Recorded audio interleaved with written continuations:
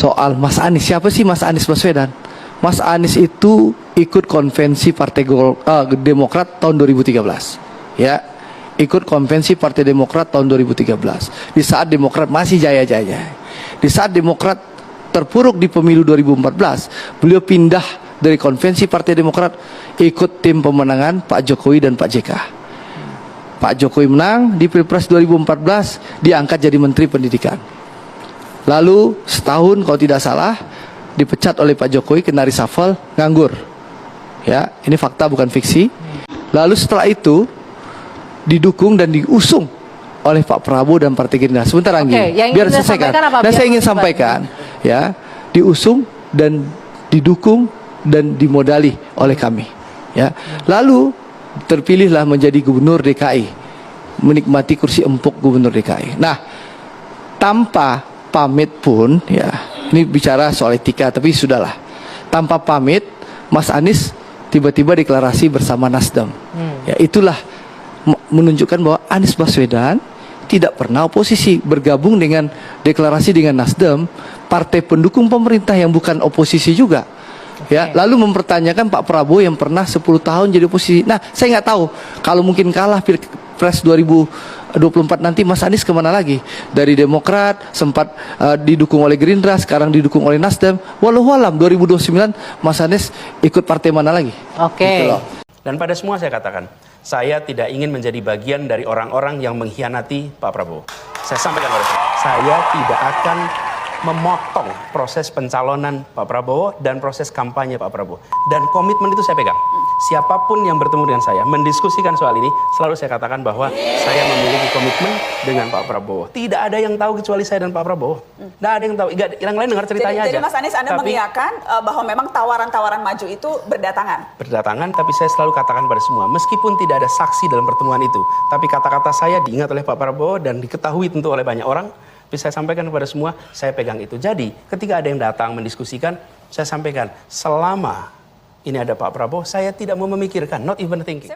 Mas, statement itu kemudian disebutkan itu Anda mengkhianati Pak Prabowo, karena tadi Anda menyebutkan selama Pak Prabowo ada dalam pencalonan, kurang lebih itu Anda tidak akan intercept. Ya. Itu ada timeline waktunya, ada expiration time-nya kah ketika Anda menyebutkan komitmen itu? Iya, kalau ini saya tawarin makan, nggak mau makan, saya kenyang. Apa kemudian seumur hidup saya kenyang?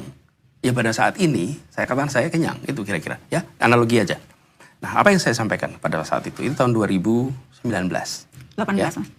Oh, 18, maaf, tahun 2018. Nah, pada saat itu saya belum bertugas 1 tahun di Jakarta. Jadi, tadi saya menyebutnya selesai Pilpres, sebetulnya maksudnya selesai Pilkada. Selesai Pilkada, saya sampaikan Pak Prabowo bahwa saya akan fokus di Jakarta 5 tahun. Jadi, ketika setahun kemudian saya diundang menjadi cawapres, diundang menjadi capres, saya katakan tidak. Ketika jadi cawapres, saya bilang sama Pak Prabowo bahwa saya berjanji 5 tahun di Jakarta, dan Pak Prabowo mengatakan itu. Jawaban saya itu sama Pak Prabowo dikatakan kalau tidak salah pada saat beliau mau mencalonkan. Di rekaman yang sama pada malam itu waktu Nana tanya, itu saya ditunjukkan waktu itu rekamannya Pak Prabowo di Masjid Sunda Kelapa pada saat beliau akan maju mendaftar. Saya akan minta produser, boleh tolong produser dicek supaya nanti saya akan bisa kita lihat juga. Boleh diteruskan dulu Mas Anies? Ya. Jadi ada di bagian awalnya bahwa Pak Prabowo menyebut Anies berjanji 5 tahun di Jakarta. Oke? Dan kemudian itulah yang saya sampaikan bahwa selama 5 tahun saya akan fokus di Jakarta. Saya tidak tahu apa yang terjadi kemudian. Ya, inilah yang menjadi komitmen kami.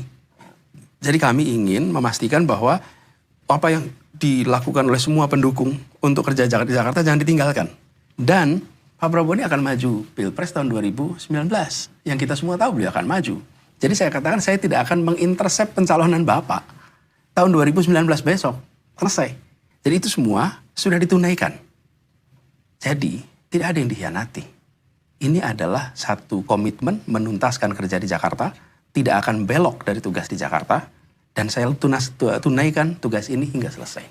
Saya mau cek, apakah produser Mata Najwa sudah menemukan cuplikan itu? Boleh tolong diputarkan? Sebetulnya kami minta, tadi beliau mengatakan beliau sudah akan sumpah 5 tahun, beliau harus setia kepada sumpahnya, kepada rakyat dan sebagainya, ya kan? Ini yang Anda maksud Mas Anies? Ya, jadi ketika kita berbicara itu konteksnya 5 tahun kemarin, bahwa saya berkomitmen untuk di Jakarta, saya tidak akan kemudian mengkhianati komitmen saya juga Pak Prabowo, bahwa 5 tahun saya akan di Jakarta dan itu saya selesaikan. Jadi ini menurut saya agak terlalu jauh kalau kemudian dinyatakan sampai kapanpun tidak akan bersedia dicalonkan. Nah, sekarang juga saya tidak mencalonkan diri. Saya sedang bertugas di Jakarta, dicalonkan oleh partai yang pada saat pilkada juga tidak mendukung saya. Yang mendukung saya adalah PKS. Dan sejak kemudian dicapreskan oleh Nasdem, apakah sudah sempat bertemu dan berbincang dengan Pak Prabowo? Belum.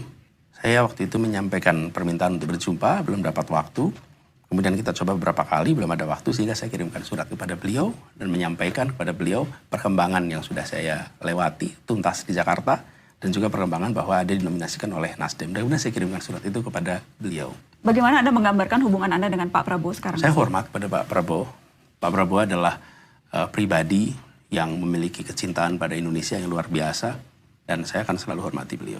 Halo teman-teman, berjumpa bersama saya di Politik Dangi. Kalau kita melihat bagaimana pernyataan dari Andre Rosiade ya. Di sini Andre ya kerap kali menyerang Anies ya dan mencoba menyudutkan Anies ya, bagaimana dia menyusun setiap perangkaian perjalanan Anies untuk menyingkirkan Anies atau menyindir Anies, teman-teman. Lantaran mereka ini tidak terima Anies berbicara atau menyudutkan Prabowo pada saat debat. Padahal debat itu adalah ring di mana capres cawapres diuji ya. Kemudian mereka ini sepertinya baper, malah dibawa ke forum debat-debat di televisi bahkan media. Anies sih is okay, nggak apa-apa teman-teman ya. Tapi sebagai pendukung pasti kita akan membela Anies. Bagaimana Anies Baswedan, tokoh yang luar biasa ya, yang menjadi magnet politik. Bagaimana beliau ya tidak punya partai, namun beliau selalu diusung menjadi magnet politik, teman-teman. Artinya itu karena kekuatan, karena kehebatan Anies Baswedan. Dan kalau kita melihat ya bagaimana Anies selalu memberikan yang terbaik ya. Bahkan hari demi hari pendukung Anies semakin banyak dan berkembang. Ini menjadi sesuatu yang sangat luar biasa, apalagi mendekati 2029 nanti nama Anies masih menjadi salah satu yang terhebat, teman-teman.